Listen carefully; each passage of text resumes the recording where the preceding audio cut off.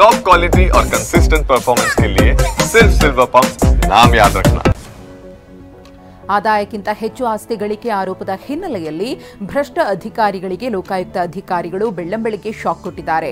ಬೆಂಗಳೂರಿನಲ್ಲಿ ಕಂದಾಯ ಅಧಿಕಾರಿ ಎನ್ ವೆಂಕಟೇಶ್, ತೋಟಗಾರಿಕೆ ಇಲಾಖೆಯ ಹಿರಿಯ ಸಹಾಯಕ ನಿರ್ದೇಶಕ ಓಂ ಪ್ರಕಾಶ್ ಮನೆ ಮೇಲೆ ದಾಳಿ ನಡೆಸಿ ದಾಖಲೆ ಪರಿಶೀಲನೆಯನ್ನು ಮಾಡುತ್ತಿದ್ದಾರೆ. ಶೋಧ ಕಾರ್ಯ ಮುಂದುವರೆದಿದೆ. ಹಾಸನ ಜಿಲ್ಲೆಯಲ್ಲಿ ರಾಷ್ಟ್ರೀಯ ಹೆದ್ದಾರಿ ಹಾಸನ ವಿಭಾಗದ ಕಾರ್ಯಪಾಲಕ ಇಂಜಿನಿಯರ್ ಜಯಣ್ಣಗೂ ಲೋಕಾಯುಕ್ತ ದಾಳಿಯ ಬಿಸಿ ತಟ್ಟಿದೆ. ಜಯಣ್ಣ ನಿವಾಸ, ಪತ್ನಿ ನಿವಾಸ, ಹಾರ್ಡ್ವೇರ್ ಅಂಗಡಿ ಮತ್ತು ಕೊಡಗು ಜಿಲ್ಲೆ ಕುಶಾಲನಗರದ ಫಾರ್ಮ್ ಹೌಸ್ ಮೇಲೆ ದಾಳಿ ಮಾಡಲಾಗಿದೆ. ಚಿತ್ರದುರ್ಗ ಜಿಲ್ಲೆಯ ಹಿರಿಯೂರು ತಾಲೂಕು ಆರೋಗ್ಯ ಅಧಿಕಾರಿ ಡಾಕ್ಟರ್ ವೆಂಕಟೇಶ್ ಮನೆ ಮೇಲೂ ಲೋಕಾಯುಕ್ತ ದಾಳಿ ನಡೆದಿದೆ. ಹಿರಿಯೂರು ಪಟ್ಟಣದ ಯರಗುಂಟೇಶ್ವರ ಬಡಾವಣೆಯ ಮನೆ, ಆದಿವಾಲ ಗ್ರಾಮದ ಮನೆ ಮತ್ತು ಕ್ಲಿನಿಕ್ ಮೇಲೆ ದಾಳಿ ನಡೆಸಿರುವ ಅಧಿಕಾರಿಗಳು ಪರಿಶೀಲನೆ ನಡೆಸುತ್ತಿದ್ದಾರೆ. ಚಿಕ್ಕಬಳ್ಳಾಪುರದಲ್ಲೂ ಲೋಕಾಯುಕ್ತ ದಾಳಿ ನಡೆದಿದೆ. ಗ್ರಾಮೀಣ ಕುಡಿಯುವ ನೀರು ಹಾಗೂ ನೈರ್ಮಲ್ಯ ಇಲಾಖೆಯ ಇಂಜಿನಿಯರ್ ಆಂಜನೇಯ ಮೂರ್ತಿ ಲೋಕಾಯುಕ್ತ ಬಲೆಗೆ ಬಿದ್ದಿದ್ದಾರೆ. ಗೌರಿಬಿದನೂರು, ಯಲಹಂಕದ ಮನೆ, ಜಕ್ಕೂರು ಕಾಂಪ್ಲೆಕ್ಸ್, ತುಮಕೂರು ಮಧುಗಿರಿಯಲ್ಲಿನ ಮನೆ, ಕಚೇರಿ ಮೇಲೆ ದಾಳಿ ನಡೆಸಲಾಗಿದೆ. ಇಂದಿನಿಂದ 4 ದಿನಗಳ ಕಾಲ ಮುಖ್ಯಮಂತ್ರಿ ಸಿದ್ದರಾಮಯ್ಯ ಕಾಂಗ್ರೆಸ್ ಶಾಸಕರ ಜೊತೆ ಸಭೆ ನಡೆಸಲಿದ್ದಾರೆ. ಶಾಸಕರಿಗೆ ತಲಾ 50 ಕೋಟಿ ಅನುದಾನ ಬಿಡುಗಡೆಯ ಹಿನ್ನೆಲೆಯಲ್ಲಿ ಸಭೆಯಲ್ಲಿ ಇವತ್ತು ಮೈಸೂರು, ಚಾಮರಾಜನಗರ, ಕೊಡಗು, ದಕ್ಷಿಣ ಕನ್ನಡ, ತುಮಕೂರು, ಹಾಸನ ಜಿಲ್ಲೆಯ ಶಾಸಕರು ಭಾಗಿಯಾಗುತ್ತಾರೆ. ಆಯಾ ಜಿಲ್ಲಾ ಉಸ್ತುವಾರಿ ಸಚಿವರು ಹಾಜರಿರುವಂತೆ ಸಿಎಂ ಸೂಚಿಸಿದ್ದಾರೆ.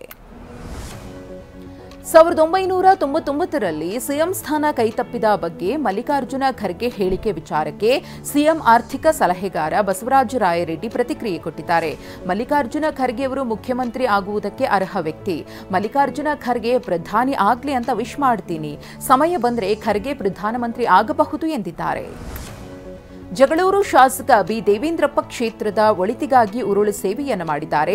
ಕಲ್ಲದೇಪುರ ಗ್ರಾಮದ ಐತಿಹಾಸಿಕ ಕಲ್ಲೇಶ್ವರ ಸ್ವಾಮೀಜಿಗೆ ಹರಕೆಯನ್ನ ತೀರಿಸಿದ್ದಾರೆ. ಶ್ರಾವಣ ಮಾಸದ ಪೂಜೆ ಹಾಗೂ ಹರಕೆಗೆ ಹೇಳಿ ಮಾಡಿಸಿದ ತಿಂಗಳಾಗಿದೆ. ಹೀಗಾಗಿ ಉರುಳು ಸೇವೆ ಮಾಡಿದ ಶಾಸಕರು ತಮ್ಮ ಹರಕೆ ತೀರಿಸಿದ್ದಾರೆ. ಕೊಪ್ಪಳ ಜಿಲ್ಲೆಯಲ್ಲಿ ರಸಗೊಬ್ಬರಕ್ಕಾಗಿ ರೈತರು ಪರದಾಡುತ್ತಿದ್ದಾರೆ. ಮುದ್ದಬಳ್ಳಿಯ ಪ್ರಾಥಮಿಕ ಕೃಷಿ ಸಹಕಾರಿ ಸಂಘದ ಮುಂದೆ ರೈತರು ರಾತ್ರಿಯಿಂದಲೇ ಕಾಯ್ತಾ ಇದ್ದ ದೃಶ್ಯ ಕಂಡುಬಂದಿದೆ.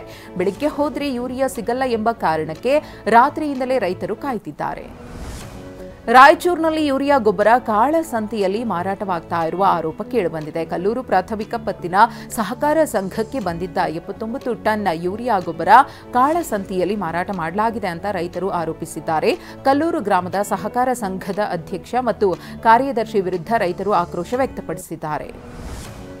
ಕೊಪ್ಪಳದಲ್ಲಿ ಸಕ್ಕರೆ ಕಾರ್ಖಾನೆಗೆ ತೀವ್ರ ವಿರೋಧ ವ್ಯಕ್ತವಾಗಿದೆ. ಮುದ್ದಾಬಳ್ಳಿ ಗೊಂಡಬಾಳ ಬಳಿ ಸಕ್ಕರೆ ಕಾರ್ಖಾನೆ ಸ್ಥಾಪನೆಗೆ ಗ್ರಾಮಸ್ಥರು ಆಕ್ಷೇಪಣೆ ವ್ಯಕ್ತಪಡಿಸಿದ್ದಾರೆ. ಮನೆ ಮನೆಯಿಂದ ಆಕ್ಷೇಪಣಾ ಪತ್ರ ಸಂಗ್ರಹ ಮಾಡಿ ಗ್ರಾಮಸ್ಥರು ತಕರಾರು ಅರ್ಜಿಯನ್ನು ಗ್ರಾಮ ಪಂಚಾಯಿತಿಗೆ ಸಲ್ಲಿಸಿದ್ದಾರೆ.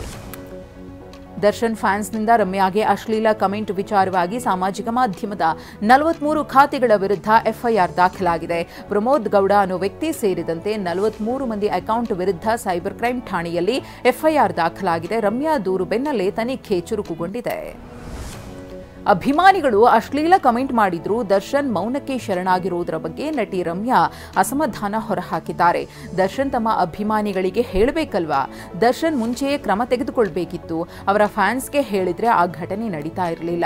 ರೇಣುಕಾಸ್ವಾಮಿ ಘಟನೆ ನಡೀತಿರಲಿಲ್ವೇನೋ ಎಂದಿದ್ದಾರೆ ನಟಿ ರಮ್ಯಾ. ಆರೋಪಿ ದರ್ಶನ್ಗೆ ಬೆಂಗಳೂರಿನ ರೌಡಿಗಳ ನಂಟಿರುವುದು ರಿವೀಲ್ ಆಗಿದೆ. ವಿಲ್ಸನ್ ಗಾರ್ಡನ್ ನಾಗ, ರಘು, ಸೈಕಲ್ ರವಿ ಲಿಂಕ್ ಕೂಡ ಇದೆ. ದರ್ಶನ್ ಜೈಲಿನಲ್ಲಿದ್ದಾಗ ಬೇಕರಿ ರಘು ಅವರನ್ನ ನೋಡಿಕೊಂಡಿದ್ದ. ಇನ್ನು ವಿಲ್ಸನ್ ಗಾರ್ಡನ್ ನಾಗ, ರಘು ಗ್ಯಾಂಗ್ ನಡುವೆ ಕಿರಿಕ್ ನಡೆದಿತ್ತು. ಆಗ ದರ್ಶನ್ ವಿಲ್ಸನ್ ಗಾರ್ಡನ್ ನಾಗನ ಜೊತೆ ಸೇರ್ಕೊಂಡಿದ್ರು. ಮಂಡ್ಯ ಜಿಲ್ಲೆಯ ಶ್ರೀರಂಗಪಟ್ಟಣದಲ್ಲಿರುವ ನಿಮಿಷಾಂಬ ದೇವಾಲಯದ ಸ್ನಾನಘಟ್ಟ ಮುಳುಗಡೆಯಾಗಿದೆ. ಕೆಆರ್ಎಸ್ನಿಂದ ಕಾವೇರಿ ನದಿಗೆ 83,000 ಕ್ಯೂಸೆಕ್ ನೀರು ಬಿಡುಗಡೆಯ ಹಿನ್ನೆಲೆಯಲ್ಲಿ ಬಟ್ಟೆ ಬದಲಿಸುವ ಕೊಠಡಿ, ನದಿ ಪಕ್ಕದ ಮಂಟಪ ಮುಳುಗಡೆಯಾಗಿವೆ. ನದಿ ಸಮೀಪ ತೆರಳದಂತೆ ಭಕ್ತರಿಗೆ ತಾಲೂಕು ಆಡಳಿತ ಸೂಚನೆ ಕೊಟ್ಟಿದೆ.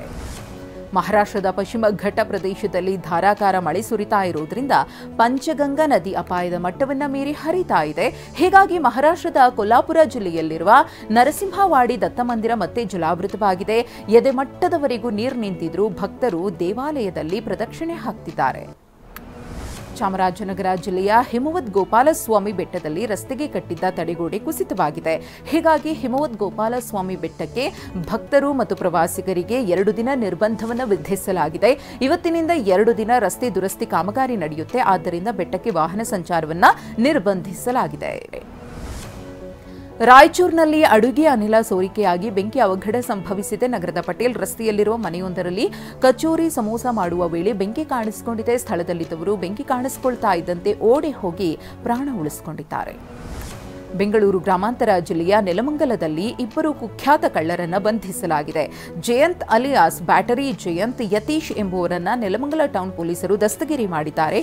ಬಂಧಿತರಿಂದ 343 ಗ್ರಾಂ ಚಿನ್ನಾಭರಣವನ್ನು ವಶಕ್ಕೆ ಪಡೆಯಲಾಗಿದೆ. ವಿಜಯಪುರ ನಗರದಲ್ಲಿ ಇನೋವಾ ಕಾರ್ ಕಳವು ಮಾಡಲಾಗಿದೆ. ಜ್ಞಾನಿ ಬಡಾವಣೆಯಲ್ಲಿ ಮನೆ ಮುಂದೆ ನಿಲ್ಲಿಸಿದ್ದ ಕಾರಿನ ಗ್ಲಾಸ್ ಅನ್ನು ಒಡೆದು ಕಳ್ಳರು ಕೃತ್ಯವೆಸಗಿದ್ದಾರೆ. ಕಳ್ಳರು ಕಾರ್ ಕದ್ದೊಯ್ಯುವ ದೃಶ್ಯ ಸಿಸಿ ಕ್ಯಾಮೆರಾದಲ್ಲಿ ಸೆರೆಯಾಗಿದೆ. ಗೋಲ್ಗುಂಬಜ್ ಪೊಲೀಸ್ ಠಾಣೆಯಲ್ಲಿ ದೂರು ದಾಖಲಾಗಿದೆ. ಗಲ್ಲು ಶಿಕ್ಷೆಗೆ ಗುರಿಯಾಗಿದ್ದ ನಿಮಿಷಾ ಪ್ರಿಯಾಗೆ ಜೀವದಾನ ಸಿಗುವ ಸಾಧ್ಯತೆ ಇದೆ. ಪ್ರಿಯಾಗೆ ವಿಧಿಸಿದ್ದ ಗಲ್ಲು ಶಿಕ್ಷೆ ರದ್ದುಪಡಿಸಲಾಗಿದೆ ಅಂತ ಭಾರತೀಯ ಗ್ರ್ಯಾಂಡ್ ಮುಫ್ತಿ ಕಾಂತಾಪುರಂ ಎಪಿಎ ಅಬೂಬಕರ್ ಮುಸ್ಲಿಯಾರ್ ಕಚೇರಿ ಮಾಹಿತಿ ನೀಡಿದೆ. ಆದರೆ ಯೆಮನ್ ಸರ್ಕಾರ ಅಧಿಕೃತವಾಗಿ ಘೋಷಣೆ ಮಾಡಿಲ್ಲ. ಬಂಗಾಳ ಕೊಲ್ಲಿಯಲ್ಲಿ ಮಧ್ಯರಾತ್ರಿ 6.3 ತೀವ್ರತೆಯ ಭೂಕಂಪ ಸಂಭವಿಸಿದೆ. ಈ ಬಗ್ಗೆ ರಾಷ್ಟ್ರೀಯ ಭೂಕಂಪ ಮಾಪನ ಕೇಂದ್ರ ಮಾಹಿತಿಯನ್ನು ಕೊಟ್ಟಿದೆ. ಈ ಭೂಕಂಪನದಿಂದ ಕರಾವಳಿ ಪ್ರದೇಶದ ಮೇಲೆ ಯಾವುದೇ ಪರಿಣಾಮ ಇಲ್ಲ, ಸುನಾಮಿ ಭೀತಿಯೂ ಇಲ್ಲ ಅಂತ ಅಧಿಕಾರಿಗಳು ಸ್ಪಷ್ಟಪಡಿಸಿದ್ದಾರೆ.